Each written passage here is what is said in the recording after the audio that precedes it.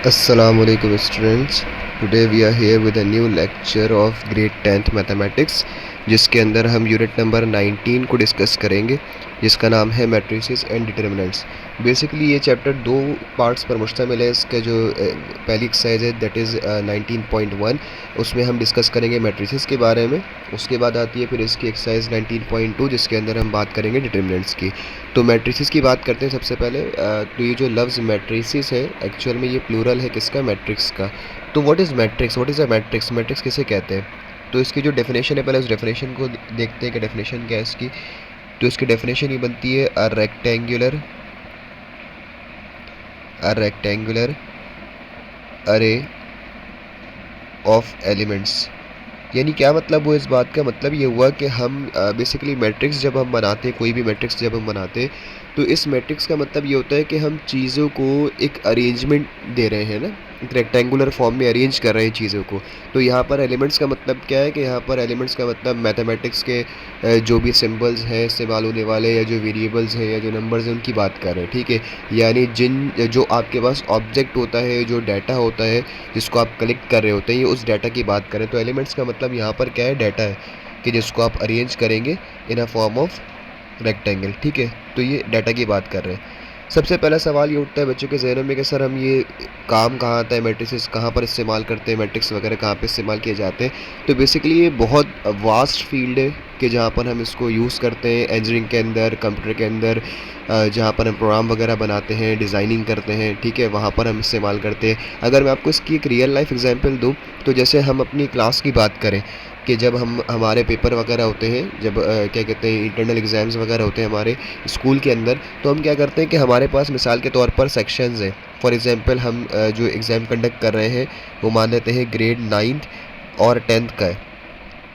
ठीक है, for example अब हम क्या करते हैं कि जब हम कोई क्लासरूम अरेंज करते हैं, तो उस क्लासरूम के अंदर हम 9th और 10th के बच्चों को एक साथ बिठा देते हैं पेपर के अंदर, एग्ज़ाम के अंदर। ठीक है, तो अब सोचने वाली बात ये है कि क्या हो कि अगर मैं उन तमाम बच्चों को बोलूं कि आप अपनी मर्ज़ी से बैठ जाएं। ठीक है ना, यानी 9 के बच्चे हैं, 10 के बच्चे हैं, उनका बोलता हूँ कि आप अपनी मर्ज़ी से जहां आपको जगह मिलती है वहां पर बैठ जाएं। मिसाल के तौर पर कि अरेंजमेंट कुछ इस तरीके से है कि ये कुछ चेयर्स लगी हुई है फॉर एग्ज़ाम्पल। ठीक है, अब मैं इन बच्चों को बोलता हूँ कि भाई जहाँ पर जिसका दिल चाह रहा है ना, वो वहाँ पर जो है वो जा कर के बैठ जाए। अब ये तो मैंने फ़िलहाल 9 चेयर्स की बात करी है। यहाँ पे ज़ाहिर है जब क्लासरूम की बात करते हैं तो उसमें मल्टीपल चेयर्स होती है, 40-50 की आपके पास स्ट्रेंथ होती है। ठीक है, अब सोचने वाली बात ये है कि अगर मैंने बच्चों को ये अथॉरिटी दे दी कि जहाँ पर जिसका दिल चाहे वो बैठ जाए, तो फॉर एग्जांपल मान लेते हैं कि यहाँ पे 9 का बच्चा बैठ जाता है, फिर यहाँ 10 का बैठ जाता है, फिर यहाँ 9 का, फिर इस तरीके से यहाँ पे 9 का, फिर यहाँ पे 10 का, फिर 10 का यहाँ पे आ गया, फिर 9 का, इस तरीके से, देन फिर 10 का, फिर 9 का। अब ये सिर्फ 9 चेयर्स अभी मैंने यहाँ पे अरेंज किए। ठीक है, जिस पे मैंने बच्चों को कहा कि आपका जहाँ पर दिल चाहता है वहाँ पे जाके बैठ जाए। तो आप देखिए यहाँ पर कॉम्प्लेक्सिटी क्या आएगी, कि मसला क्या आएगा यहाँ पे। सबसे पहले जो हमें प्रॉब्लम फेस करने को मिलेगी, जो आपका एग्जामिनर होगा या जो आपका इन्विजिलेटर होगा, जो यहाँ पे इन्विजिलेशन कर रहा होगा, सबसे पहले उसके लिए क्या मसला आएगा कि जब उसने पेपर्स को डिस्ट्रीब्यूट करना है, क्वेश्चन पेपर्स को। ठीक है, तो उसके लिए क्वेश्चन पेपर्स को डिस्ट्रीब्यूट करना एक मुश्किल काम हो गया, क्योंकि यहाँ पे एक जगह पे 9 का बच्चा बैठा हुआ है, फिर एक चेयर पे 10 का है, फिर इसके पीछे एक 9 का है, फिर उसके पीछे एक 10 का है, फिर इस तरीके से यहाँ पे एक 10 का है। तो यानी उसके लिए बहुत मुश्किल काम हो जाएगा क्वेश्चन पेपर्स को जो है वो बांटना, डिस्ट्रीब्यूट करना। ठीक है, अभी तो सिर्फ 9 चेयर्स की बात करूँ, सोचा अगर ये 50-100 चेयर्स है। ठीक है, अब वहाँ पे इस तरीके से बच्चे सारे जो है वो अपनी मर्ज़ी से बैठे हुए, तो वहाँ पर कितना एक मुश्किल काम हो जाएगा उस इन्विजिलेटर के लिए, कि जब वो पेपर को डिस्ट्रीब्यूट करेगा तो तकरीबन समझ लें 15-20 मिनट, आधा घंटा तो इसी में लग जाएगा उसको डिस्ट्रीब्यूशन के अंदर, क्योंकि यहाँ पर कोई ऑर्डर नहीं है, कोई ऑर्डर सेट नहीं है, यहाँ पर हर बंदा अपनी मर्ज़ी के हिसाब से बैठा हुआ है। ठीक है, अब एक और सोचने वाली बात यह है कि एक तो पेपर को डिस्ट्रीब्यूट करना मुश्किल काम, फिर जब कलेक्शन की बारी आएगी, यानी जब 3 घंटे ख़त्म होने के बाद या पेपर का टाइम ख़त्म होने के बाद जब वो पेपर कलेक्ट करने, तो वो एक बहुत मुश्किल काम हो जाएगा पेपर की कलेक्शन का, कि कहाँ पर 9 का बच्चा बैठा हुआ है, कहाँ पर 10 का बच्चा बैठा हुआ है। ठीक है ना, तो सारी कॉपीज़ मिक्सअप हो जाएंगी। तो यहाँ पर एक सिंपल सी, ये बिल्कुल सिंपलेस्ट आपके, मैं रियल लाइफ की प्रॉब्लम की बात कर रहा हूँ, अभी तो हमने कोई टिपिकल प्रॉब्लम की बात ही नहीं की। ठीक है, एक सिंपलेस्ट प्रॉब्लम है आपकी रियल लाइफ में, जो आप देख सकते हैं, जो आपने ऑब्जर्व भी किया होगा अपने अराउंड, कि ये प्रॉब्लम हमें हो सकती है। ठीक है, अब इस प्रॉब्लम का हल क्या निकाला जाए, हमारे पास क्या सॉल्यूशन है इसका, कि हम इससे इस चीज़ को आसान कैसे करते हैं। तो आपने देखा है कि जो इन्विजिलेटर्स होते हैं हमारे, जो टीचर्स होते हैं, वो क्या करते हैं, वो इनकी अरेंजमेंट ऐसे बनाते हैं कि उसके लिए पेपर को जो है वो कंडक्ट करना आसान हो जाए, यानी पेपर डिस्ट्रीब्यूट करना और फिर जो है वो पेपर को कलेक्ट करना आसान हो जाए। तो उसका हल क्या निकालते हैं? उसका हल ये निकालते हैं कि मिसाल के तौर पर हमने ये बोल दिया कि भाई ये जो है आपके पास मान लो कि ये आपके पास रॉ 1 है, ठीक है। या अगर हम क्लास को यहाँ से स्टार्ट लेते हैं, चलिए यहीं से स्टार्ट लेते हैं कि मान लें ये क्लास की रॉ 1 है, ठीक है। अब मैंने बच्चों को बोल दिया कि भाई रॉ 1 जो है उसमें सारे के सारे बच्चे बैठेंगे 9 क्लास के, मिसाल के तौर पर, ठीक है। तो यहाँ पे सारे के सारे जो है वो 9 क्लास वाले बैठ गए। फिर उसके बाद मैंने कहा कि रॉ 2 जो है उसके अंदर बैठ जाएंगे मैट्रिक वाले, तो यहाँ पे आपके पास 10th वाले आ गए, फॉर एग्जांपल सारे 10th वाले आ गए, ठीक है। फिर मैंने बोला कि जो रॉ 3 है ये आपकी रॉ 2 हो गई। फिर मैंने बोला जो रॉ 3 है उसके अंदर फिर 9th वाले बैठ जाएंगे सारे के सारे, ठीक है ना। बात समझ में आ रही है? अब देखिए इससे आसानी क्या होगी कि अब मुझे पता है, मैंने इसकी एक अरेंजमेंट बना दी, मैंने एक ऑर्डर सेट कर दिया। अब मुझे ये वाली बात पता है कि कौन सी वाली क्लास का बच्चा कहाँ पर बैठा हुआ है, ठीक है ना। तो अब मैं क्या करूँगा कि एक बच्चे को मिसाल के तौर पर यहाँ पर दे दिया मैंने कहा भाई ये आपके 9 क्लास का क्वेश्चन पेपर है, ठीक है। आप एक अपने पास रख लो, बाकी पीछे डिस्ट्रीब्यूट कर दो। तो अब डिस्ट्रीब्यूशन कितनी आसान हो गई इसकी। सिमिलरली मैंने यहाँ पे क्वेश्चन पेपर दिए सारे 10th के, मैंने इस वाले बच्चे को दिए, मैंने कहा अपने पास रखो, बाकी सारे आप डिस्ट्रीब्यूट कर दो, ठीक है। ये अगर मैं खुद भी डिस्ट्रीब्यूट करता हूँ, यानी अगर मैं इन्विजिलेटर हूँ और मैं खुद भी डिस्ट्रीब्यूट करता हूँ, तो मेरे लिए भी डिस्ट्रीब्यूशन जो है वो पेपर की आसान हो जाएगी, ठीक है। तो इससे हुआ कि हमने यहाँ पे डिफरेंट क्या किया, हमने यहाँ पे डिफरेंट ये किया कि हमने सिर्फ एक अरेंजमेंट बना दी, यानी वही बच्चे के जो रैंडमली अरेंज हुए हुए थे, कि जो अपनी मर्ज़ी से कहीं पर भी बैठे हुए थे, हमने उनको एक ऑर्डर में सेट कर दिया, एक ऑर्डर में अरेंज कर दिया, ठीक है। तो यहाँ पर हमने जो अपने जहन के अंदर जो ये स्ट्रेटजी बनाई, ठीक है, इस स्ट्रेटजी का नाम क्या है? मैट्रिक्स है। यानी जो टेक्निक हमने अपने जहन के अंदर डिफाइन करी ना कि यार क्या मैं इसका हल निकालूँ, ये जो मेरे पास एक प्रॉब्लम आ रही है कि बच्चे अपनी मर्ज़ी से बैठे हुए हैं और मुझे यहाँ पर पेपर डिस्ट्रीब्यूट करने हैं, तो इसका हल क्या निकलेगा? तो इसका हल हमने ये निकाला कि भाई अरेंजमेंट सेट कर देते हैं, इनका ऑर्डर सेट कर देते हैं, ठीक है। तो ये जो टेक्निक मैंने यूज़ की है यहाँ पे, इस टेक्निक का नाम मैट्रिक्स है। तो मैट्रिक्स के अंदर भी हम यही करते हैं कि हमारे पास अगर कोई डाटा है कि जो ऐसे ही बिखरा पड़ा हुआ है, हमारे पास कोई इन्फॉर्मेशन है, कोई चीज़ें हैं कि जिनको हम अरेंज करना चाहते हैं, तो उसकी जो रेक्टेंगुलर अरेंजमेंट कहलाती है ना, यानी इसी फॉर्म में रॉज और कॉलम्स की फॉर्म में अरेंज करना, ठीक है, जहाँ पर रॉज में और कॉलम में मैं चीज़ों को अरेंज कर दूँ, इस अरेंजमेंट का नाम क्या है? मैट्रिक्स है। बात समझ में आ रही है? तो ये हमारे पास कहलाता है मैट्रिक्स। मैट्रिक्स जो है एक सिंगुलर लफ्ज़ है, सिंगुलर वर्ड है, ठीक है। इसका जो प्लूरल होगा वो क्या है? वो है मैट्रिसेस। तो ये जो मैट्रिसेस हम पढ़ते हैं बेसिकली प्लूरल है किसका? मैट्रिक्स का, मैट्रिसेस। तो डेफिनेशन क्या बनी मैट्रिसेस की या मैट्रिक्स की? रेक्टेंगुलर अरेंजमेंट या अरे ऑफ एलिमेंट्स, ठीक है। अच्छा, जब भी हम कोई मैट्रिक्स बनाते हैं तो इसके अंदर दो चीज़ें होती हैं। मिसाल के तौर पर ये एक मैट्रिक्स बना रहे हैं, अच्छा इसको हम ऐसे भी स्क्वायर ब्रैकेट से भी डिनोट करते हैं और राउंड ब्रैकेट से भी करते हैं, दोनों ब्रैकेट से हम यूज़ कर सकते हैं। राउंड ब्रैकेट से भी लिखा जाता है मैट्रिक्स को और स्क्वायर ब्रैकेट में भी लिखा जाता है, ठीक है। अब मिसाल के तौर पर कि यहाँ पे कोई अरेंजमेंट है, मान लेते हैं लिखा हुआ है 1 2 3 4 फॉर एग्जांपल, ठीक है। तो हमें पहले मैट्रिक्स के बारे में समझना पड़ेगा कि एक मैट्रिक्स के अंदर क्या कुछ होता है, ठीक है। तो सबसे पहले हम बात करते हैं मैट्रिक्स के रॉ की। तो ये जो चीज़ है जिसको हम बोलते हैं हॉरिजॉन्टल अरेंजमेंट, इसको हम बोलते हैं हॉरिजॉन्टल अरेंजमेंट, ठीक है। ये हमारे पास कहलाती हैं रॉज। तो ये आपके पास रॉ नंबर 1 हो गई, ये आपके पास रॉ नंबर 2 हो गई।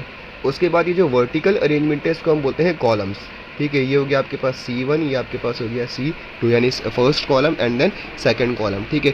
तो जब भी हम कोई मैट्रिक्स बनाते हैं तो क्योंकि ये रेक्टेंगुलर अरेंजमेंट है, क्या कहते हैं, किसी भी एलिमेंट्स की या किसी भी एंट्रीज़ की, तो यहाँ पे हम रॉज और कॉलम्स की फॉर्म में चीज़ों को अरेंज करते हैं, ठीक है। तो कोई भी जब मैट्रिक्स बनेगा तो उसके अंदर रॉज होंगे और क्या होंगे आपके पास? कॉलम्स होंगे। यहाँ तक बात समझ में आ रही है? अब इसके बाद इसके अंदर किसी भी मैट्रिक्स के अंदर हमेशा दो डायगनल्स होते हैं, ठीक है ना। जैसे आप रेक्टेंगल बनाते हैं, मिसाल के तौर पर ये रेक्टेंगल आपके पास, ठीक है, तो इसमें दो डायगनल्स होते हैं ना, एक ये वाला डायगनल और फिर दूसरा ये वाला डायगनल, ठीक है। इसी तरीके से एक मैट्रिक्स के अंदर भी दो डायगनल्स होते हैं। तो पहला डायगनल आपके पास ये वाला होता है, इस डायगनल को हम कहते हैं मेन डायगनल, मेन डायगनल भी कहा जाता है इसको, या इसका एक और नाम है लीडिंग डायगनल, ठीक है। याद रखिएगा मेन डायगनल जो है उसे कहा जाएगा मेन डायगनल या फिर लीडिंग डायगनल कि जो जहाँ से हम मैट्रिक्स में एंटर कर रहे हैं, यानी रॉ 1 से एंटर करते हैं ना, हम यहाँ से एंटर कर रहे हैं मैट्रिक्स के अंदर, तो जो फर्स्ट डायगनल बनेगा आपके पास, ठीक है, वो कहलाएगा लीडिंग डायगनल या फिर मेन डायगनल, ठीक है। अच्छा, एक और डायगनल भी बनेगा यहाँ पे ये वाला, तो इसको हम बोलते हैं नॉन लीडिंग डायगनल। तो ये कुछ चीज़ें हैं, कुछ बातें जो आपको मैट्रिक्स के अंदर याद रखनी पड़ती हैं कि डायगनल्स कैसे कहते हैं, रॉस कैसे कहते हैं और कॉलम्स कैसे कहते हैं। यहाँ तक बात समझ में आ गई? ठीक है ना। रॉस कैसे कहेंगे? हॉरिजॉन्टल अरेंजमेंट को, ऐसी जो अरेंजमेंट है इसको हम रॉस कहते हैं, ये हॉरिजॉन्टल अरेंजमेंट है, ठीक है। और वर्टिकल अरेंजमेंट को हम क्या बोलेंगे, कॉलम्स बोलेंगे। जो वर्टिकल अरेंजमेंट आती है हमारे पास उसको हम कॉलम्स बोलते हैं, यानी ऐसी वाली अरेंजमेंट को, इस अरेंजमेंट को हम बोलते हैं कॉलम्स, ठीक है। तो हमारे पास ये समझ में आ गया कि मैट्रिक्स कैसे कहते हैं। तो पहले इस चीज़ को थोड़ा सा और देखते हैं यहाँ पे, कि जब भी आपके पास कहा जाए आपसे कि रॉ क्या होती है मैट्रिक्स के अंदर, ठीक है। तो रॉ की जब हम बात करेंगे तो रॉ बेसिकली क्या है, और फिर कॉलम की अगर हम बात करते हैं तो कॉलम क्या होता है। तो पहले रॉ और कॉलम को समझते हैं, क्योंकि मैट्रिक्स के अंदर सबसे इंपॉर्टेंट चीज़ यही है कि कहाँ कौन सी वाली को हम रॉ बोलते हैं और कौन सी वाली को हम कॉलम बोलते हैं। तो रॉ का मतलब क्या होता है, हॉरिजॉन्टल अरेंजमेंट ऑफ एलिमेंट्स, ठीक है। हॉरिजॉन्टल अरेंजमेंट है किसकी, एलिमेंट्स की। जबकि कॉलम्स क्या है, वर्टिकल अरेंजमेंट है, वर्टिकल अरेंजमेंट ऑफ एलिमेंट्स। इसको हम याद कैसे रख सकते हैं, जैसे आपने उसमें हम बचपन में इंग्लिश के अंदर वर्ड्स मीनिंग करते थे, ठीक है ना। तो उसमें हम कहते थे मेक अ कॉलम, या जब हम इंडेक्स बनाते हैं तो हम कहते हैं भाई कॉलम्स बनाए। तो कॉलम्स जब भी बनाए जाते हैं हमेशा ऐसे बनाए जाते हैं, ठीक है ना। जैसे इंडेक्स अगर आप बना रहे हैं तो इंडेक्स कैसे बनाते हैं, पहले सीरियल नंबर बनेगा, फिर उसके बाद एक कॉलम आ जाएगा आपके पास डेट का, फिर कॉलम आ जाएगा कंटेंट का, ठीक है, फिर एक कॉलम आ जाएगा टीचर सिग्नेचर का। तो कॉलम जब भी हम बनाते हैं तो वो उसकी अरेंजमेंट कैसे, उसके लिए हम लाइंस कैसे ड्रॉ करते हैं, वर्टिकल लाइंस ड्रॉ करते हैं, ठीक है। तो कॉलम्स हम हमेशा इस वाली चीज़ को बोलते हैं, ये सारे के सारे कॉलम्स हैं, ठीक है। तो अगर आपको कॉलम समझ में आ जाए तो रॉस क्या होंगी, फिर रॉस ये वाली अरेंजमेंट हो जाती है, इस वाली अरेंजमेंट को हम रॉस कहते हैं, ठीक है ना। तो रॉस कॉलम समझ में आ गए। अब इसके बाद बात करते हैं कि जब भी हम एक मैट्रिक्स बनाएंगे तो उसको या तो आप स्क्वायर ब्रैकेट से डिनोट करेंगे, ठीक है, या फिर आप राउंड ब्रैकेट से करेंगे। ये दो ब्रैकेट यूज़ की जाते हैं कोई भी क्या कहते हैं मैट्रिक्स बनाने के लिए, ठीक है। अच्छा, जैसे हमने सेट्स के अंदर पढ़ा था तो काफ़ी सारी चीज़ें ऐसी हैं जो इसमें सेट की तरह रिजेंबल करती हैं। जैसे हमने सेट के बारे में पढ़ा था कि सेट को हमेशा एक नाम दिया जाता है, वैसे ही मैट्रिक्स को भी एक नाम दिया जाता है। मिसाल के तौर पर मैंने कहा कि ये कोई मैट्रिक्स ए है, ठीक है। तो जब भी मैं मैट्रिक्स को कोई नाम दूंगा तो हमेशा यूज़ करूँगा क्या, कैपिटल लेटर, ठीक है ना। और जो एलिमेंट्स होंगे, एलिमेंट्स कैसे कहते हैं कि जो इंफॉर्मेशन या जो नंबर या जो वेरिएबल्स या सिंबल्स हम मैट्रिक्स के अंदर यूज़ कर रहे हैं उनको हम एलिमेंट्स बोलते हैं, ठीक है। तो यहाँ पर मिसाल के तौर पर मैंने यूज़ किया 1 2 3 4, ठीक है। तो ये जो है हमारे पास ये कहलाते हैं, इसका नाम हमने क्या रखा हुआ है, इसका नाम हमने रखा हुआ है एलिमेंट्स, इसको हम एलिमेंट्स कहते हैं, या फिर एंट्रीज भी कह सकते हैं, ठीक है। अच्छा, तो यहाँ पर अगर कोई वेरिएबल आ रहा है, मिसाल के तौर पर नंबर आ रहा है तो खैर वो तो वैसे ही लिखा जाएगा जैसे है, लेकिन अगर यहाँ पे कोई वेरिएबल आ जाएगा तो वेरिएबल हमेशा स्मॉल लेटर में लिखा जाएगा। जैसे कि अगर यहाँ पर कोई आता ए बी सी डी, तो ये हमेशा किस में लिखे जाएंगे, एलिमेंट्स, ये हमेशा स्मॉल लेटर के अंदर लिखे जाएंगे, ठीक है। ये बिल्कुल वैसे ही जैसे हमने सेट के अंदर डिस्कस किया था कि जैसे सेट को हम नाम देते थे कैपिटल लेटर से, और जो सेट के अंदर आने वाले एलिमेंट्स होते थे उनको हम स्मॉल लेटर से लिखते थे, सेम वैसे ही यहाँ पर भी होता है कि मैट्रिक्स को नाम दिया जाता है कैपिटल लेटर से, ठीक है, और मैट्रिक्स के अंदर जो आने वाले एलिमेंट्स होंगे उनको हम स्मॉल लेटर से डिनोट करते हैं, ठीक है।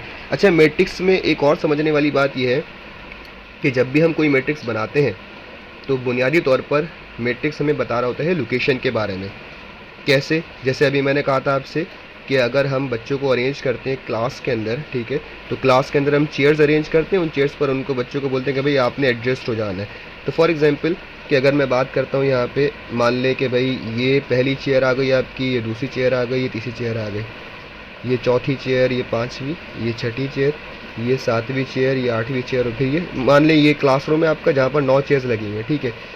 अच्छा, आप यहाँ से एंटर करते हैं, ये आपकी क्लास है, तो ये आपका कहलाएगा फर्स्ट कॉलम, ठीक है ना, ये आपका हो जाएगा फर्स्ट कॉलम।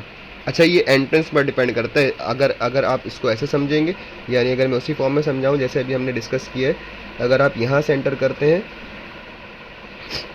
यहाँ से क्लास में एंटर करते हैं अगर आप, तो फिर आपका कॉलम क्या बनेगा, ये बनेगा, that is your C1 column, that is your C2 column, that is your C3 column, ठीक है। 3 कॉलम हो गए। अब बात करते हैं कि रॉस क्या है इसके अंदर, तो ये आपके पास रॉ नंबर 1 हो जाएगी, ये this is your raw number 1, उसके बाद फिर this is your second raw, और फिर ये आपके पास हो जाएगी थर्ड रॉ, R3, ये आपके पास थर्ड रॉ हो जाएगी, ठीक है ना। इस तरीके से आपके पास 3 रॉज आ गई, 3 कॉलम्स आ गई। अब मिसाल के तौर पर मैं आपसे कहता हूँ कि एक बच्चा है जिसका नाम डी है और वो यहाँ पे बैठा हुआ है, तो आप मुझे बताएं कि इसकी लोकेशन क्या है इस डी वाले बच्चे की, ठीक है। तो अब लोकेशन कैसे बताई जाएगी, तो आप बोलेंगे सर पहले आप रॉ चेक करेंगे कि इसकी रॉ कौन सी है, ठीक है। तो आप बोलेंगे सर ये थर्ड रॉ के अंदर है। कौन सी रॉ के अंदर है? थर्ड रॉ के अंदर है, ठीक है। और फिर कौन से कॉलम के अंदर है? थर्ड कॉलम के अंदर है। यही बोलेंगे ना कि सर ये थर्ड रॉ के थर्ड कॉलम के अंदर ये बच्चा बैठा हुआ है जिसका नाम क्या है? डी है, ठीक है। तो अब हमने इसको रिप्रेजेंट करने का एक तरीका बनाया। क्या तरीका बनाया कि जब भी हम मैट्रिक्स बनाएंगे तो उसकी लोकेशंस हमारे पास हमेशा डिफाइन होती हैं। जैसे मिसाल के तौर पर ये कि अगर मैं यहाँ पे कोई मैट्रिक्स बनाता हूँ, ठीक है, लेट सपोज कि ये मैंने एक मैट्रिक्स बनाया जिसमें मैंने लिखा 1 2 3 और 4। अब इसमें से 1 की लोकेशन क्या है, 2 की लोकेशन क्या है, 3 की लोकेशन क्या है और 4 की लोकेशन क्या है, तो उसके लिए हमने यहाँ पर नाम लिखे हुए। इसको हम लिखते हैं ऐसे A11 A12 A21 और A22। इस A का मतलब क्या है? इस A का मतलब है एलिमेंट, जो भी सेट के अंदर एलिमेंट मौजूद है, ठीक है। उसके बाद फिर यहाँ पर जो 1 लिखा हुआ है इसको लिखा जाता है AIJ की फॉर्म में। I का मतलब क्या होता है? I का मतलब होता है रॉ, और J का मतलब क्या होता है? J का मतलब होता है कॉलम, ठीक है। तो अगर मैं आपसे पूछूं कि मुझे बताएं कि 1 किस लोकेशन पर है, तो 1 लोकेशन पर है किस, कौन सी?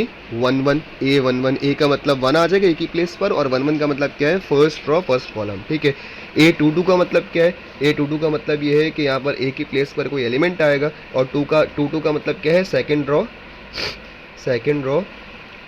Second column. तो सेकंड रॉ के सेकंड कॉलम में कौन बैठा हुआ है? तो सेकंड रॉ के सेकंड कॉलम में आपके पास 4 बैठा हुआ है, तो ये 4 की लोकेशन बता रहा है, ठीक है। सिमिलरली 3 की लोकेशन क्या है? सेकंड रॉ फर्स्ट कॉलम, और फिर 2 की लोकेशन क्या है? First raw second column. तो इस तरीके से हम मैट्रिक्स के अंदर, किसी मैट्रिक्स के अंदर लोकेशंस मालूम कर सकते हैं। हमें ये पता होना चाहिए कि कौन से नंबर की क्या लोकेशन है। ये हमें हेल्प करती है आगे जब भी हम इसके ऑपरेशंस परफॉर्म करेंगे, सॉल्यूशंस करेंगे, सवाल प्रॉब्लम सॉल्व करेंगे, तो वहाँ पर हमें हेल्प करेगा, ठीक है। यहाँ तक बात समझ में आ गई है। अब इसके बाद हम बात करते हैं ऑर्डर की, कि एक मैट्रिक्स का जब हम ऑर्डर निकालते हैं, साइज़ निकालते हैं, तो वो कैसे मालूम करते हैं। तो जब भी हम किसी मैट्रिक्स के ऑर्डर की बात करेंगे, ऑर्डर ऑफ अ मैट्रिक्स की बात करेंगे, ऑर्डर ऑफ अ मैट्रिक्स की बात करेंगे, ऑर्डर का मतलब क्या होता है? साइज़ की बात कर रहे हैं। ऑर्डर का मतलब क्या है? साइज़ है, ठीक है। साइज़ ऑफ अ मैट्रिक्स की बात करें हम यहाँ पे।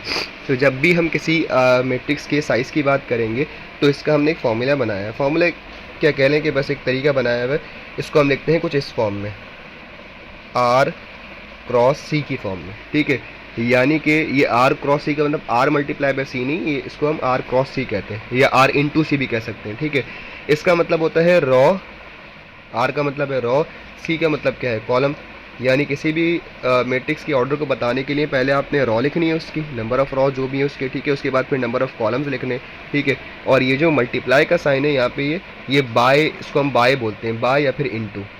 यानी इसको रीड कैसे किया जाएगा? जैसे आपने अक्सर सुना होगा जब हम घर वगैरह बनवाते हैं तो हम रूम्स की डायमेंशंस बता रहे होते हैं कि भाई ये जो रूम है ये 12 बाय 12 का है, या 8 बाय 8 का है, या 10 बाय 10 का है। तो जो 10 बाय 10 बोलते हैं या 8 बाय 8 बोलते हैं, ये उसकी हम लेंथ और विड्थ बता रहे होते हैं। सिमिलरली जब हम मैट्रिक्स की बात करते हैं, फॉर एग्जाम्पल ये मैट्रिक्स है, ठीक है, और इसमें लिखा हुआ है यहाँ पे 1 2 3 4। तो अब यहाँ पे रॉस कितनी है? तो रॉस आप देख लें, ये पहली रॉ हो गई आपके पास R1, और फिर ये हो गई आपके पास second row that is R2। ये आपके पास एक रॉ हो गई और फिर ये दूसरी रॉ हो गई। तो 2 रॉज हैं इसके अंदर। कॉलम्स कितने हैं? तो ये आपके पास C1 कॉलम और फिर ये आपके पास C2 कॉलम, यानी फर्स्ट कॉलम एंड देन फिर सेकंड कॉलम। तो 2 कॉलम्स है इसके अंदर। तो इसमें नंबर ऑफ़ रॉस कितने हैं हमारे पास? इसमें नंबर ऑफ़ रॉज है हमारे पास 2।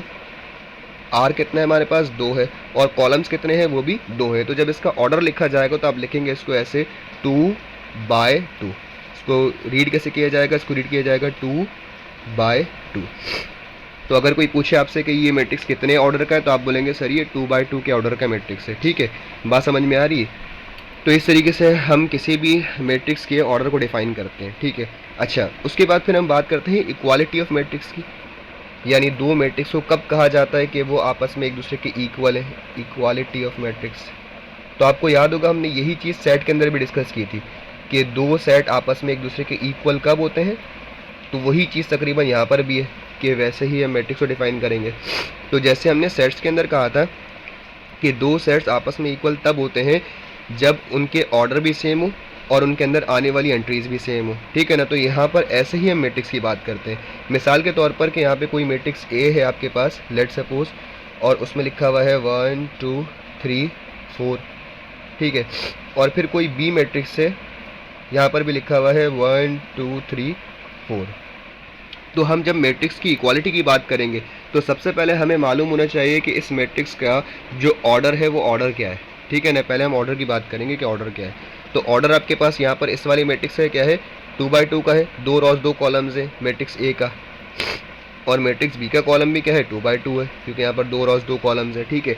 अब उसके बाद हम देखेंगे कि आने वाली जो एंट्रीज है वो एंट्रीज कैसी हैं, ठीक है ना। तो इसके अंदर देखें 1 2 3 4 और इसके अंदर भी 1 2 3 4, और वो जो आने वाली एंट्रीज है वो उसी लोकेशन पर होनी चाहिए। यानी अगर मैं आपसे पूछूं कि 3 की इस मैट्रिक्स ए के अंदर ये जो 3 है, इस 3 की लोकेशन आप मुझे बताएं। तो 3 की लोकेशन क्या है, 3 की लोकेशन है सेकंड रो फर्स्ट कॉलम, ठीक है ना। तो ये इस लोकेशन पर बैठा हुआ है। तो यहाँ पर अगर 3 इस लोकेशन पर है सेकंड रो फर्स्ट कॉलम में, तो बी के अंदर भी 3 जो है वो इसी लोकेशन पर होना चाहिए, दैट इज A2 1, यानी सेकंड रो फर्स्ट कॉलम में, ठीक है। तो अगर ऑर्डर सेम हो, ऑर्डर मतलब 2x2, ये भी 2x2 का, ये भी 2x2 का, आने वाली एंट्रीज यानी इसके अंदर जो नंबर्स हैं वही नंबर इसके अंदर भी, ये 2 बातें। तीसरी बात ये कि वो जो आने वाली एंट्रीज हैं उनका उसी पोजीशन पर होना या उसी लोकेशन पर होना शर्त है।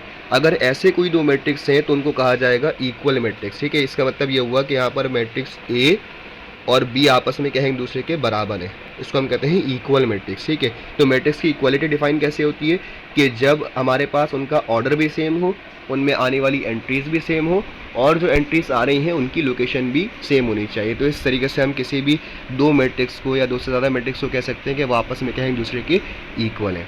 बात समझ में आ गई। तो ये हमारे पास बेसिक इंट्रोडक्शन था मैट्रिक्स का। अब बात करते हैं कुछ मैट्रिक्स की टाइप्स की, कौन कौन सी टाइप्स के हमारे पास मैट्रिक्स होते हैं, ठीक है। तो इसमें बहुत सारी टाइप्स हैं जो आपके कोर्स का पार्ट है, जस्ट उनकी बात करते हैं कि हमारे कोर्स के अंदर कौन कौन सी टाइप्स हैं। तो इस हेडिंग लगा लें आप अपने पास, टाइप्स ऑफ मैट्रिसेस। तो जो पहली टाइप है हमारे पास उसको हम कहते हैं रॉ मैट्रिक्स, ठीक है। फर्स्ट टाइप हमारे पास है रॉ मैट्रिक्स, और उसके बाद सेकंड टाइप जो है हमारे पास वो है इसकी कॉलम मैट्रिक्स, ठीक है।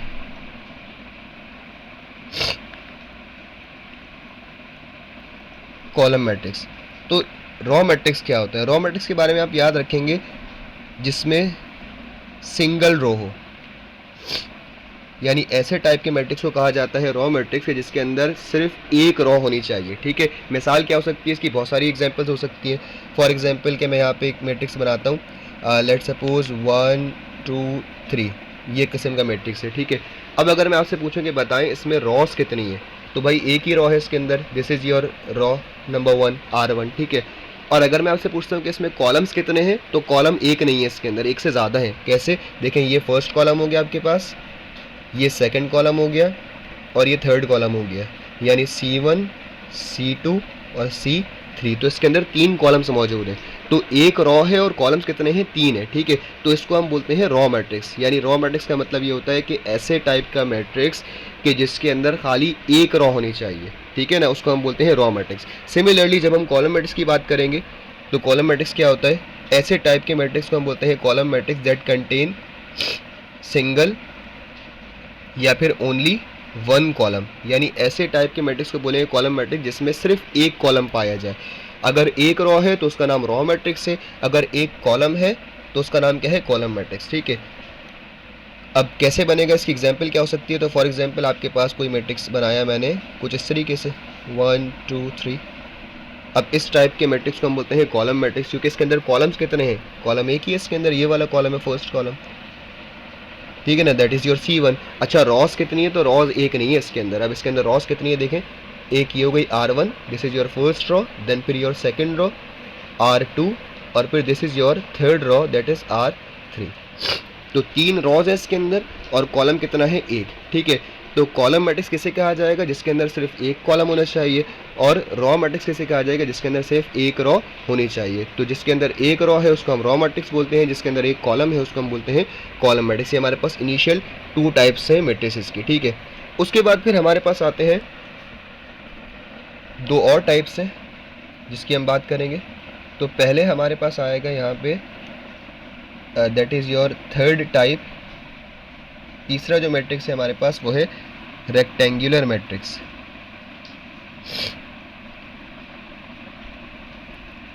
तो रेक्टेंगुलर मैट्रिक्स, जैसे रेक्टेंगल से आपको पता है कि रेक्टेंगल की जब हम बात करते हैं तो रेक्टेंगल का मतलब क्या होता है कि ये वाली साइड इसके बराबर और ये वाली साइड इसके बराबर, यानी कि उसकी जो लेंथ है वो बराबर नहीं होती किसके, उसकी विड्थ के या फिर हाइट के, ठीक है ना। तो ये आपस में बराबर नहीं होते क्योंकि ये दोनों साइड बराबर होते हैं, ठीक है, और ये दोनों साइड बराबर होते हैं, तो ऑपोजिट साइड इसके इक्वल होते हैं। सिमिलरली जब हम रेक्टेंगुलर मैट्रिक्स की बात करेंगे तो उसमें भी यही होता है कि जो नंबर ऑफ रॉज है हमारे पास वो बराबर नहीं होते किसके, नंबर ऑफ कॉलम्स के। इसको हम बोलते हैं, यानी नंबर ऑफ रॉज की जब हम बात करते हैं तो उसको हम m से लिखते हैं, और जब नंबर ऑफ कॉलम्स की बात करते हैं तो उसको हम n से शो करते हैं। तो नंबर ऑफ कॉलम्स और नंबर ऑफ रॉज आपस में बराबर नहीं हो तो उस मैट्रिक्स का नाम क्या हो जाएगा, रेक्टेंगुलर मैट्रिक्स, ठीक है। m का मतलब क्या है, रॉज या number of rows, number of rows, ठीक है, और n का मतलब क्या है, नंबर ऑफ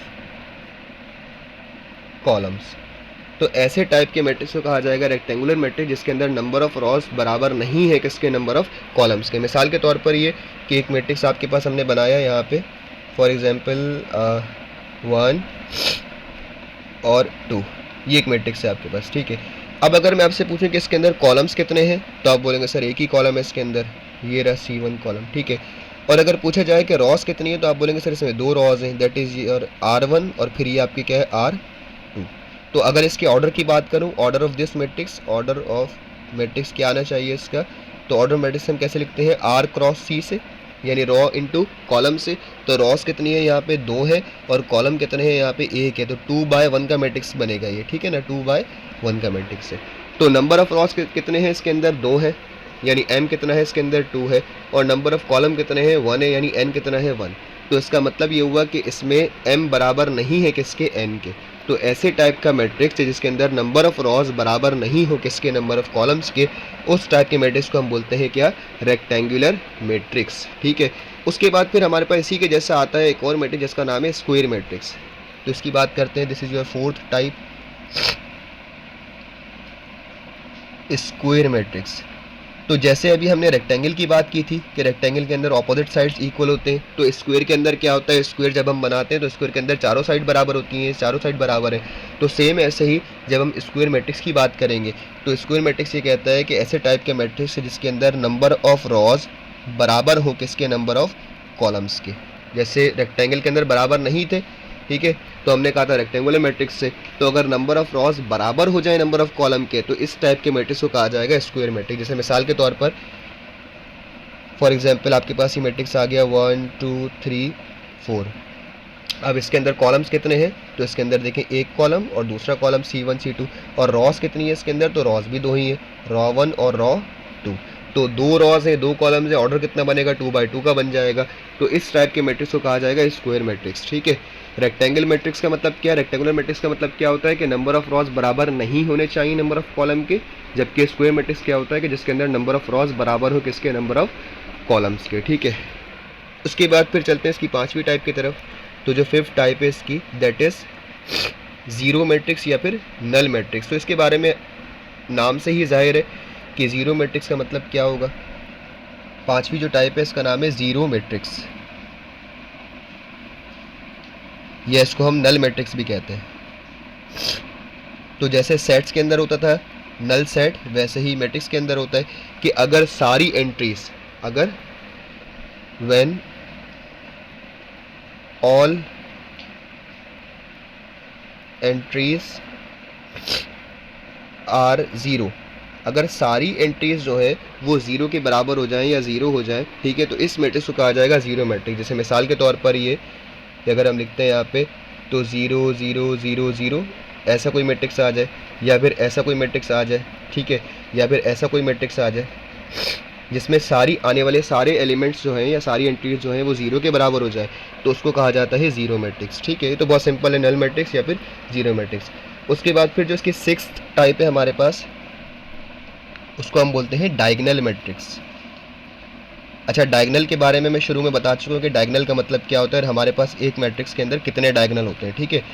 तो अगर वो किसी को नहीं समझ में आया तो दोबारा जाके आप इसको शुरू से देखें, समझ में आ जाएगा। डायगोनल मैट्रिक्स का मतलब क्या होता है, डायगोनल का मतलब क्या होता है, और एक मैट्रिक्स के अंदर कितने डायगोनल होते हैं, ठीक है, और उनके नाम क्या है। अब बात करते हैं डायगोनल मैट्रिक्स की। तो पहली बात तो ये है कि इसके बारे में आपने जो पहली बात याद रखनी है कि ये टाइप है किसकी, ये टाइप है स्क्वायर मैट्रिक्स की। यानी जब भी आप डायगोनल निकालेंगे, डायगोनल मैट्रिक्स की बात करेंगे, तो ये हमेशा क्या होना चाहिए, एक स्क्वायर मैट्रिक्स होना चाहिए। और स्क्वायर मैट्रिक्स का मतलब क्या होता है कि जिसमें m बराबर है किसके, n के, यानी नंबर ऑफ रॉज बराबर है किसके, नंबर ऑफ कॉलम के। तो डायगोनल मैट्रिक्स के अंदर जो आपने पहली बात याद रखनी है, वो पहली बात ये है कि ये हमेशा क्या होगा, एक स्क्वायर मैट्रिक्स होगा, ठीक है। अब दूसरी बात की बात करते हैं। दूसरी बात ये है कि हमने अभी शुरू में डिस्कस किया कि डायगोनल जब हम बनाते हैं मैट्रिक्स के, मिसाल के तौर पर ये कोई मैट्रिक्स बनाया मैंने, इसमें लिख दिया 1 0 0 0 0 0 0 0 0, ठीक है, इस तरीके से लिख दिया, या बल्कि 1 के बजाय इसको हम 2 करते हैं, ठीक है।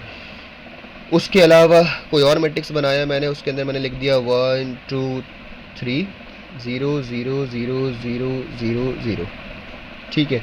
या कोई और मैट्रिक्स बनाया जिसमें लिख दिया A B 0 0 0, ये सारे बाकी सारे के सारे क्या होगा, 0। ये मैंने यहाँ पर 3 डिफरेंट किस्म के जो है वो मैट्रिक्स बनाए हुए, ठीक है। सबसे पहले इन तीनों मैट्रिक्स को चेक करें कि क्या ये तीनों मैट्रिक्स स्क्वायर मैट्रिक्स हैं। तो देखते हैं इसके अंदर कितने रॉज है, कितने कॉलम्स हैं। तो देखें, raw number 1 R1, raw number 2 R2 और रॉ नंबर 3 R3। तो 3 तो इसके अंदर रॉज हो गई, ठीक है। अब बात करते हैं कॉलम्स की।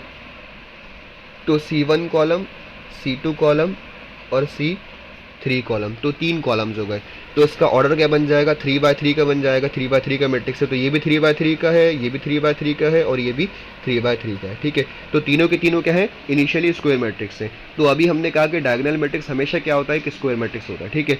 अब इसमें डिफरेंस क्या है, यानी कौन से टाइप के स्क्वायर मैट्रिक्स को हम बोलेंगे कि वो डायगोनल मैट्रिक्स है, इसकी बात करते हैं, ठीक है। तो यहाँ पे ये बात याद रखिएगा कि डायगोनल मैट्रिक्स का मतलब ये होता है कि इसके बारे में ये पॉइंट लिख लें अपने पास कि at least one element of main diagonal, ये डेफिनेशन भी कह सकते हैं इसको, डेफिनेशन है किसकी, डायगोनल मैट्रिक्स की। At least one element of main diagonal is non zero, ठीक है, एक बात। यानी कि जो मेन डायगोनल है उसका एक एलिमेंट कम से कम क्या होना चाहिए, नॉन ज़ीरो, एक बात। दूसरी बात ये कि all the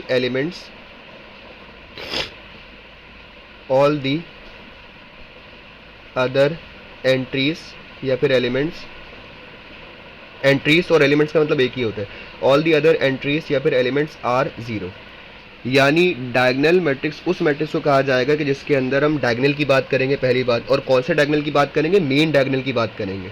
तो मेन डायगोनल कौन सा होता है आपके पास, हमेशा ये वाला होता है, मैं शुरू में बता चुका हूँ कि पहला जो डायगोनल होता है वो हमारे पास मेन डायगोनल होता है, ठीक है। ये डायगोनल आपके पास क्या है, मेन डायगोनल।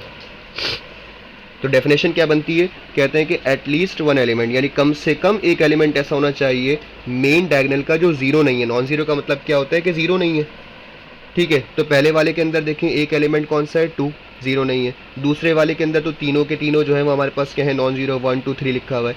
तीसरे वाले के अंदर A और B लिखा हुआ है, ठीक है। कम से कम 2 एलिमेंट यहाँ पर है। तो एटलीस्ट का मतलब क्या होता है, कम से कम, यानी एक से ज़्यादा हो सकते हैं, 2 भी हो सकते हैं, 3 भी हो सकते हैं, सारे भी हो सकते हैं, ठीक है।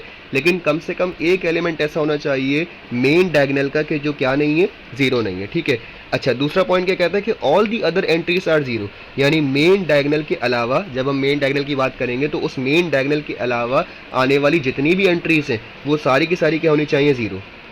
बात समझ में आ रही है। तो डायगोनल मैट्रिक्स को हम कैसे पहचानेंगे कि ये वाला मैट्रिक्स हमारे पास डायगोनल मैट्रिक्स है, तो उसके लिए आपने 3 बातें याद रखनी है। पहली बात ये कि वो हमेशा क्या होगा, एक स्क्वायर मैट्रिक्स होगा, ठीक है। दूसरी बात ये कि हमेशा उसके अंदर जो मेन डायगोनल होगा उस मेन डायगोनल में कम से कम एक एलिमेंट क्या होना चाहिए, ज़ीरो। एक से ज़्यादा भी हो सकते हैं, जैसे हमारे पास इस सेकंड मैट्रिक्स के अंदर अगर आप देखें तो इसमें ये हमारे पास सेकंड मैट्रिक्स जो है इसके अंदर 3 एंट्रीज है ना, 1 2 3, तीनों की तीनों क्या है, नॉन ज़ीरो, ठीक है। और फिर अगर आप थर्ड के अंदर देखें तो इसके अंदर 2 एंट्रीज है, A और B, ये नॉन ज़ीरो है। तो हमने कहा एटलीस्ट, यानी कम से कम एक एलिमेंट ऐसा होना चाहिए जो ज़ीरो नहीं है। यानी अगर सारे, जाहिर सी बात है, सोचने वाली बात यह कि अगर सारे ही एलिमेंट ज़ीरो हो गए तो फिर तो वो ज़ीरो मैट्रिक्स बन जाएगा। तो डायगोनल मैट्रिक्स कब होता है, जब वो टाइप है किसकी, स्क्वायर मैट्रिक्स की, एक बात। दूसरी बात ये कि मेन डायगोनल का कम से कम एक एलिमेंट ऐसा है जो ज़ीरो नहीं है, ठीक है। और तीसरी बात यह है कि उसके अलावा यानी मेन डायगोनल के एलिमेंट्स के अलावा बाकी सारे के सारे क्या हैं, ज़ीरो है। बात समझ में आ रही है? तो इस टाइप के मैट्रिक्स को हम बोलते हैं डायगोनल मैट्रिक्स। सही है, क्लियर हो गया? तो ये था हमारे पास डायगोनल मैट्रिक्स। अब बढ़ते हैं इसकी अगली टाइप की तरफ, जो कि इसी से ही निकली है, डायगोनल मैट्रिक्स से। तो जो हमारे पास ये छठी टाइप थी, तो सातवीं टाइप की बात करते हैं, इसका नाम है स्केलर मैट्रिक्स। अच्छा भाई, अब स्केलर मैट्रिक्स क्या होता है? तो स्केलर मैट्रिक्स आपके पास टाइप है किसकी, पहली बात जो आप याद रखेंगे इसके बारे में वो ये है कि टाइप होनी चाहिए किसकी, डायगोनल मैट्रिक्स की। डायगोनल मैट्रिक्स के टाइप का मतलब क्या होता है कि इसके अंदर सारी वही बातें पाई जानी चाहिए, वही प्रॉपर्टीज़, वही कैरेक्टरिस्टिक्स पाई जानी चाहिए जो डायगोनल मैट्रिक्स की हैं। और कौन कौन सी प्रॉपर्टीज़ ऐसी हैं जो डायगोनल मैट्रिक्स की हैं? तो पहली बात ये कि डायगोनल मैट्रिक्स हमेशा क्या होता है, स्क्वायर मैट्रिक्स। तो इसका मतलब ये हुआ कि स्केलर मैट्रिक्स भी क्या होना चाहिए कि एक जो है वो स्क्वायर मैट्रिक्स होना चाहिए। दूसरी बात ये कि मेन डायगोनल के एलिमेंट्स की हम बात करेंगे तो स्केलर के अंदर भी हम मेन डायगोनल के एलिमेंट्स की बात करेंगे, ठीक है। और हमने क्या कहा था डायगोनल के अंदर कि मेन डायगोनल के कम से कम एक एलिमेंट ऐसा होना चाहिए जो क्या नहीं है, ज़ीरो नहीं है, ठीक है। दो बातें हो गई। तीसरी बात ये कि other than the elements of diagonal, यानी मेन डायगोनल के अलावा जितने एलिमेंट्स हैं वो सारे क्या होने चाहिए, ज़ीरो। तो यहाँ पर ये तीसरी बात है। तो ये तीनों बातें इसके अंदर आएंगी, किसके अंदर, स्केलर के अंदर। सवाल ये उठता है कि सर फिर डिफरेंस क्या है इसके अंदर, डायगोनल के अंदर और स्केलर के अंदर क्या फ़र्क होता है? तो जब हम डायगोनल की बात करते हैं तो हमने कहा था कि जो क्या कहते हैं, जो मेन डायगोनल है उसका कम से कम एक एलिमेंट ऐसा होना चाहिए जो क्या नहीं है, ज़ीरो नहीं है, ठीक है ना, ये वाली बात हुई थी हमारी।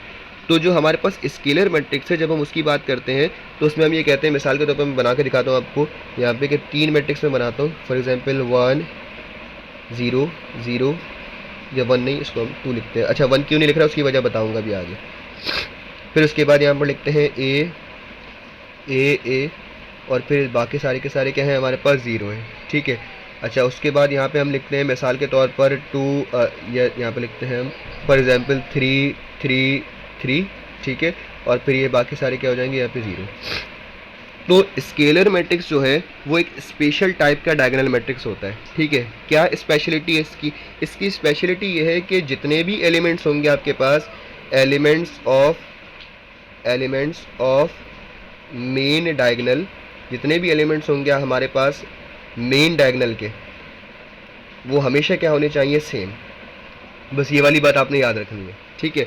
बाकी सारी बातें वही पुरानी वाली हैं, डायगोनल वाली, कि स्क्वायर, ये स्केलर मैट्रिक्स को क्या होना चाहिए, स्क्वायर मैट्रिक्स होना चाहिए, ठीक है। दूसरी बात ये कि मेन डायगोनल का कम से कम एक एलिमेंट ऐसा होना चाहिए जो क्या नहीं है, ज़ीरो नहीं है। तीसरी बात ये कि उसके अलावा मेन डायगोनल के एंट्रीज़ के अलावा बाकी सारे क्या होने चाहिए, ज़ीरो होने चाहिए। तीन बातें तो आपने इसके अंदर भी अप्लाई करनी है, स्केलर के अंदर, ठीक है। चौथी बात जो आपने याद रखनी है वो ये कि स्केलर मैट्रिक्स के अंदर हम क्या चीज़ ढूंढते हैं, हम ये देखते हैं कि मेन डायगोनल के जो एलिमेंट्स हैं they should be same, similar होने चाहिए। जैसे कि इसमें देखें आप, पहले वाले के अंदर मेन डायगोनल में क्या है, 2 2 है। सिमिलरली सेकंड वाले के अंदर मेन डायगोनल में क्या आ रहा है, ए आ रहा है। थर्ड वाले के अंदर क्या आ रहा है, 3 आ रहा है। तो स्केलर मैट्रिक्स ऐसे टाइप का क्या होता है, डायगोनल मैट्रिक्स होता है, जिसके अंदर मेन डायगोनल के अंदर आने वाले जो एलिमेंट्स हैं वो हमारे पास हमेशा क्या होते हैं, सेम होते हैं। बात समझ में आ गई? तो ये हमारे पास क्या था, ये था हमारे पास स्केलर मैट्रिक्स, ठीक है। अब इसके बाद बात करते हैं 8 टाइप की। इसको हम कहते हैं आइडेंटिटी या फिर यूनिट मैट्रिक्स। तो अभी जो मैं 1 नहीं लगा रहा था ना, वो बात आपको समझ में आ जाएगी कि मैं 1 क्यों नहीं लगा रहा था यहाँ पे, उसकी क्या वजह थी, ठीक है। तो याद रखिएगा कि अगर कोई हमारे पास, अच्छा सबसे पहली बात ये आइडेंटिटी मैट्रिक्स को याद रखने की कि ये क्या है, टाइप है किसकी, डायगोनल मैट्रिक्स। ये भी डायगोनल मैट्रिक्स की टाइप है, टाइप ऑफ डायगोनल मैट्रिक्स, ठीक है। तो ऐसे टाइप का डायगोनल मैट्रिक्स कि जिसके अंदर मेन डायगोनल के अंदर हमारे पास 1 आ जाए और बाकी सारे क्या हो जाए, ज़ीरो, ठीक है। मेन डायगोनल के अंदर 1 आ जाए, जैसे मिसाल के तौर पर ये 1 आ गया। मेन डायगोनल के एलिमेंट जितने भी हमारे पास, वहाँ पर क्या आना चाहिए, 1 आना चाहिए, ठीक है। हाँ भाई, तो हम ये कहते हैं कि ऐसे टाइप का मैट्रिक्स कि जिसके अंदर मेन डायगोनल में क्या आ जाए, 1 आ जाए, और बाकी जितने भी एलिमेंट्स हैं वो सारे के सारे क्या हो जाएं, ज़ीरो हो जाएं, उस टाइप के मैट्रिक्स को हम बोलते हैं आइडेंटिटी मैट्रिक्स, ठीक है। ये वाली बात याद रखेंगे। अच्छा, इस आइडेंटिटी मैट्रिक्स के अंदर हम ऑर्डर भी बताते हैं, जैसे I2 का मतलब क्या है कि ये 2 by 2 का मैट्रिक्स है, अच्छा, यहाँ पर मैं लिखूंगा I3। I3 का मतलब क्या है कि इसका ऑर्डर क्या है, 3 by 3 का है। ऑर्डर का मतलब क्या होता है कि कितने रोज हैं कितने कॉलम्स हैं। तो I2 का मतलब ये 2 by 2 का मैट्रिक्स है, ठीक है। और I3 का मतलब क्या है, 3 by 3 का आइडेंटिटी मैट्रिक्स है। तो आइडेंटिटी मैट्रिक्स कहते हैं उस टाइप के डायगोनल मैट्रिक्स को जिसके अंदर मेन डायगोनल में क्या आ रहा हो, 1 आ रहा हो, ठीक है। और बाकी सारे एलिमेंट्स क्या होने चाहिए, 0 होने चाहिए। अब यहाँ पे एक सवाल उठता है कि सर ये तो स्केलर भी हो सकता है क्योंकि इसके अंदर मेन डायगोनल में आने वाले जो एलिमेंट्स हैं वो सेम है। तो बस याद रखिएगा कि जो आइडेंटिटी मैट्रिक्स है वो स्पेशल केस है स्केलर मैट्रिक्स का, यानी स्केलर मैट्रिक्स भी है ये, ठीक है। लेकिन हमने एक स्पेशल केस बना दिया कि अगर स्केलर मैट्रिक्स के अंदर हमारे मेन डायगोनल के एलिमेंट्स 1 हो जाते हैं तो फिर हमने उसका नाम चेंज कर दिया और हमने क्या रख दिया, उसका नाम आइडेंटिटी या फिर यूनिट मैट्रिक्स, ठीक है। ये आगे बहुत सारी प्रॉब्लम्स में काम आता है। तो आइडेंटिटी मैट्रिक्स क्या होता है, जिसमें मेन डायगोनल में क्या आ जाए, यहाँ पर मैं लिख देता हूँ ताकि आपको याद रहे ये वाली बात, कि ये पॉइंट लिख लें अपने पास कि मेन डायगोनल के जो एलिमेंट्स हैं, elements of main diagonal, elements of main diagonal, यानी मेन डायगोनल में आने वाले जितने भी एलिमेंट्स हैं दे शुड बी 1, ठीक है ना। अच्छा, ये बात याद रखिएगा कि टाइप है किसकी, डायगोनल मैट्रिक्स, यानी बाकी सारी प्रॉपर्टीज इसके अंदर कौन से फुलफिल होंगी, डायगोनल वाली। क्या मतलब हुआ इस बात का, मतलब ये हुआ कि आइडेंटिटी मैट्रिक्स जो है वो हमेशा क्या होगा, एक स्क्वायर मैट्रिक्स होगा, एक बात, ठीक है। दूसरी बात ये कि मेन डायगोनल के एलिमेंट्स को हम तलाश करेंगे और मेन डायगोनल में कम से कम एक एलिमेंट ऐसा होना चाहिए जो क्या नहीं है, 0 नहीं है, ठीक है। अच्छा, तीसरी बात क्या है कि उसके अलावा बाकी सारे एलिमेंट्स क्या होने चाहिए, 0। तो ये 3 बातें तो वही वाली फॉलो करेगा जो डायगोनल मैट्रिक्स के अंदर फॉलो होती हैं, क्योंकि ये टाइप है किसकी, डायगोनल मैट्रिक्स की, ठीक है। उसके अलावा जो स्पेशलिटी है इसकी वो ये है कि मेन डायगोनल में आने वाले जो एलिमेंट्स हैं दे शुड बी 1, यानी 1 आना चाहिए। तो अगर ऐसा कोई मैट्रिक्स आ जाए तो उसका नाम हमारे पास क्या कहलाता है, आइडेंटिटी मैट्रिक्स या फिर यूनिट मैट्रिक्स, ठीक है। तो उम्मीद है कि आपको यहाँ तक बात समझ में आ गई होगी। हमने यहाँ पर इंट्रोडक्शन टू मैट्रिक्स डिस्कस कर लिया है और फिर हमने जितनी भी टाइप्स आपके कोर्स के अंदर मौजूद है मैट्रिक्स की वो सारी टाइप डिस्कस कर लिए हैं। कुछ और भी टाइप्स हैं इसके अलावा, लेकिन वो फिर जब हम आगे नेक्स्ट टॉपिक आएगा हमारा ट्रांसपोज वाला, उसके साथ फिर उसको डिस्कस करेंगे, ठीक है। तो इसको अभी यहीं तक रखते हैं। कोई चीज़ अगर नहीं समझ में आए तो आप कमेंट बॉक्स में पूछ सकते हैं। Thank you so much.